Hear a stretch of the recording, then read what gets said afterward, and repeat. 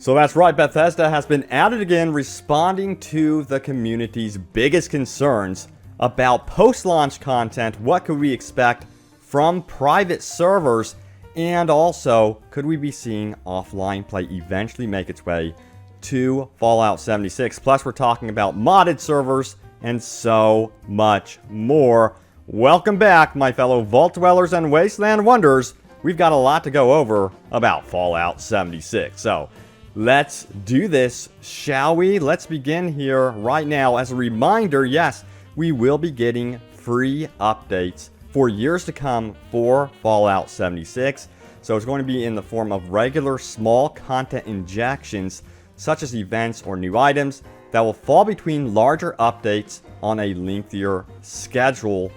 So keep that in mind as I talk about things like modded servers, private servers, and stuff like that. And a lot of these details, come from Pete Hines of Bethesda. So special thanks to him for responding out on Twitter. And you guys can tweet at him, by the way.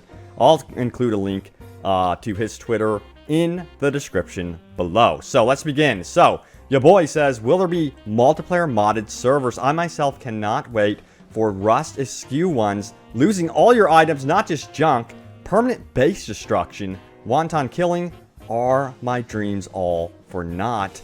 And Pete Hines responds saying, at some point there will be private servers where you can set up whatever kind of rules and mods you want for yourself and others. End quote. Mods have been such a big part of the Fallout universe ever since the very beginning. So I really do think we do need mod support eventually for Fallout 76. Again, we're going to be getting some sort of free updates, and I hope that all works out because the game will have microtransactions for cosmetic items, as I understand. Now, also, The Shame says this, any info on when private servers will be released, and if there will be a cost or requirements for one, end quote.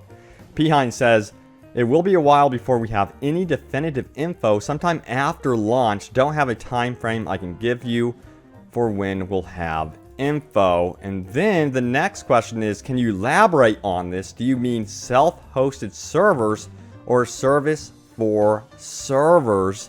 And Pete Hines goes on to say this, I mean, we said at E3 that sometime after launch, we'd have some kind of service where you could have a private server, end quote. And I think this is really where it gets tricky for Bethesda for sure. And they have to be very careful about having a service that you have to pay for, perhaps for a private server to get offline content or something similar to offline and to get to your mods. You know, I think Ark Survival Evolved has it where you can just play offline and install the mods without an additional cost.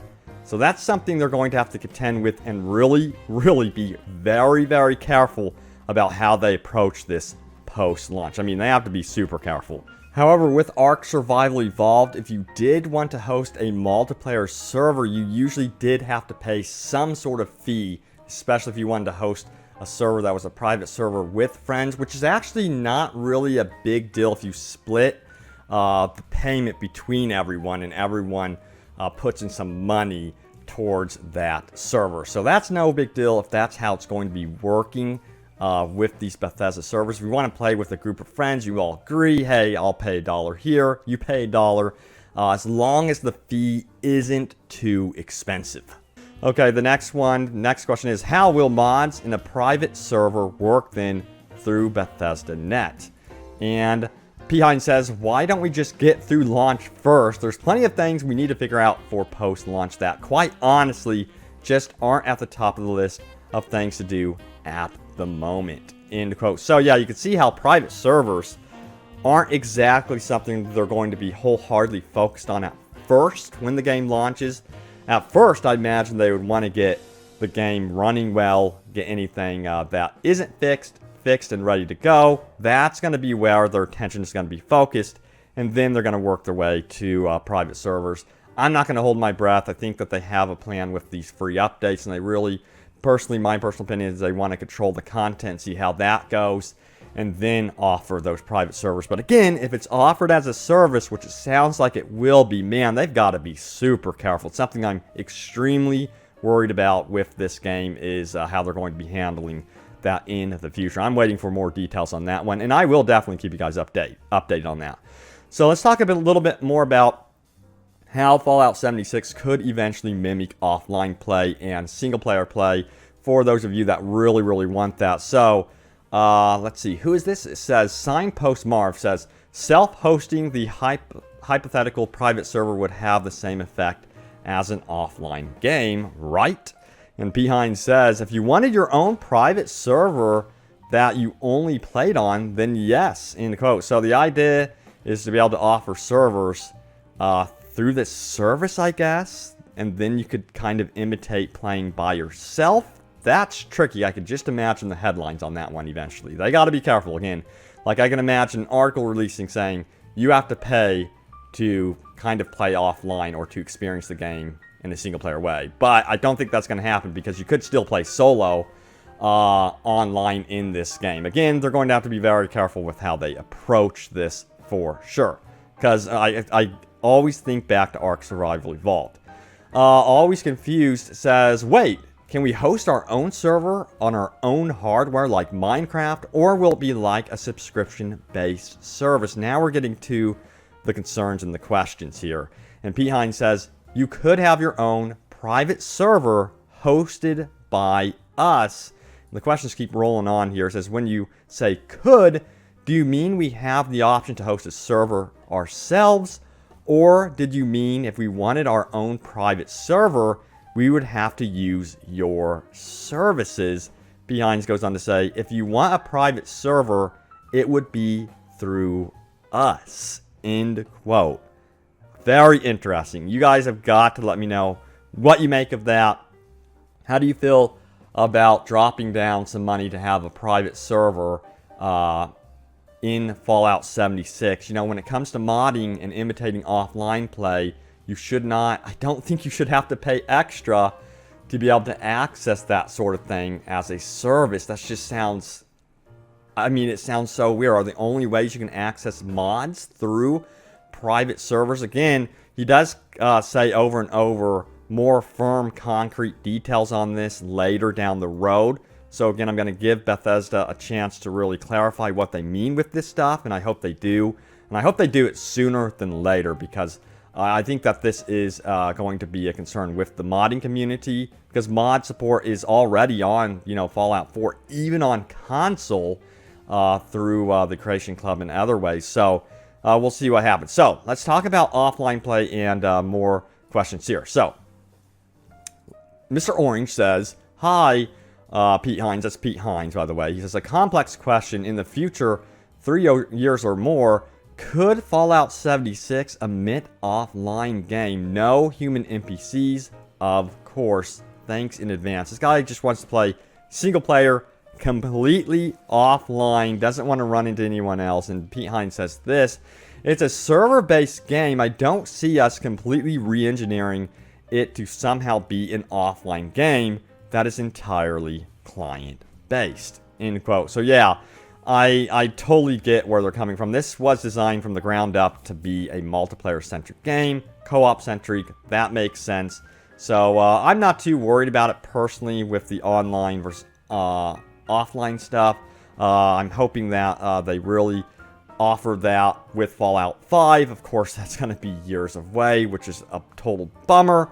But it is nice to see that they're taking a chance with, you know, online play here. But I do want to see eventually some sort of way to get offline with this game, because Ark Survival Evolved does it, and that's one popular game. It is very similar to this in terms of how you play with others, PvP. It even offers PvE servers and PvP servers. I think they should be going to Ark Survival Evolved and imitating them a little bit more with how they've done, you know, the server setup and offline play. And you can even, you know, host your mods on this offline play where you can just go to the menu and play offline to your heart's content. So that's something I think they need to really look into closely when it comes to, you know, offering anything as a service after you lay down $60. So also I wanted to mention some things that you may have missed in previous videos. So we have another question here that you might have missed. It says, could you confirm how it is going to work server-wise? People from around the globe will be able to play together, or is it going to be regional? South America will only get one server on Brazil again, like Doom. Thanks in advance. So, for those of you that are wondering, can you play with your buddy that's overseas? Can you play with someone internationally? Or, you know, if you're in the United Kingdom, can I play with my buddy in the United States? How's this going to work? And Pete Hines says, you're just playing. If you have friends in other countries you want to play with, you can. End quote. So, basically, you can set up a lobby, join in, and then you'll be with random players from all over the world. And they're probably going to connect you to players that make sense, though, those that are in your area. But from there, you can actually set up a party and then invite people you want to invite, anyone from around the world. As long as you have them on your friends list or whatever, that's what you can do. Now, remember, a lot of you guys are also wondering, well, how many players can I invite? I keep getting that question over and over again. I also noticed that Bethesda and Pete Hines also gets this question. So, yeah, in a squad, you can have a squad of 4 with you. So, that's the idea. It's more of a co-op centric game. It's not like you could roam around with 30 people in a squad. So that's something to consider. And there's only going to be like a couple dozen people on one server. They said that you may not actually run into other players as you go. It's going to be interesting to see also if they're going to have a system where you can easily identify traders or other, you know, players that want to kind of act like NPCs for you. I hope they do have a system like that. That sure would be nice. But guys, yeah, there it is. The latest concerns and happenings around Fallout 76. Honestly, one of the bigger concerns post-launch is anything that's being offered as a service that in other games where you could just go offline and, you know, play with mods and stuff like that without an extra fee. So that's going to be quite curious to see how they handle all of this for sure. It's going to be an interesting one when they get into the nitty-gritty details about this service that they plan to offer for these private servers, considering also, you know, the modding tools are going to be catering towards apparently these private servers or other servers. So, see what happens. Stay tuned, guys. I will let you know what happens with that. Thank you so much for watching, and we will be getting some really cool Spider-Man PS4 stuff coming up here soon. And then also stay tuned for Anthem news. I've been enjoying covering that one as well. Really digging this whole PvE stuff that's coming up here with Fallout 76. And then Anthem, I'm really liking that companies are focusing on PvE. Of course, we want PvE servers for Fallout 76. I'm just going to keep pushing that one. That's a feature I really, really want to see in Fallout 76. But guys, thanks for watching. Stay tuned for more. And I will see you guys soon enough in the wasteland.